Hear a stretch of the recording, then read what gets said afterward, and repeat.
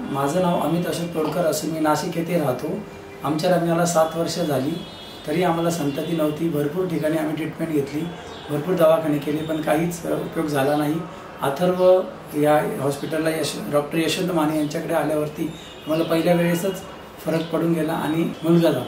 नमस्कार, मी पूनम अमित तोडकर, राहणार नाशिक। आमच्या लग्नाला 7 वर्ष झालेली होती। आम्ही खूप हॉस्पिटलमध्ये ट्रीटमेंट घेतली, पण कुठेच आम्हाला काहीच रिझल्ट नाही मिळाला। पण अथर्व इन्फर्टिलिटी सेंटरमध्ये असंच एका पेशंटकडून आम्हाला ॲड्रेस मिळाला, तर त्यांच्या रेफरन्सने आम्ही डॉक्टरांकडे आलो।